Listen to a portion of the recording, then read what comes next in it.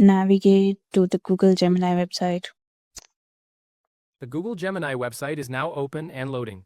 Once the content is ready, I'll have more details. Can your web browser do this? I don't think so. So here's how you can download and install Comet on your phone and access a browser that is voice controlled and is an AI assistant at your fingertips. Go to your Play Store and search for Comet and install this application that you see. And once it's done installing, you can open it and you'll see this interface here. After that, you need to slide this tab to get started and it will show some stuff about Comet, which you can skip by clicking on continue. And then you need to sign in using your account or you can create a new Perplexity account.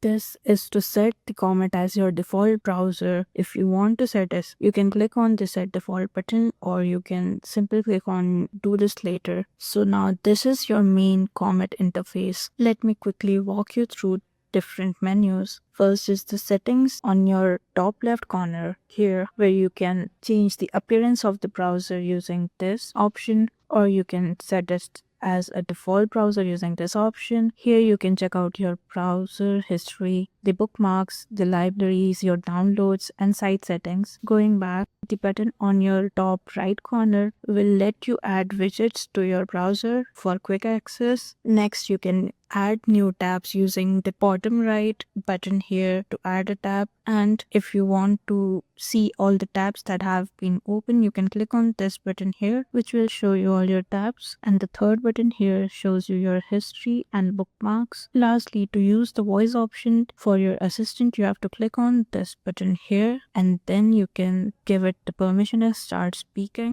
Open the ChatGPT website. The ChatGPT website is now open in your current tab. And it will follow instruction like such. The assistant is not only for navigating to different websites, but you can also ask it questions like what Christmas fall in 2025. Christmas in 2025 will fall on Thursday, December 25th. And it will provide you with information like such. So this is your easy access browser which can be controlled using voice.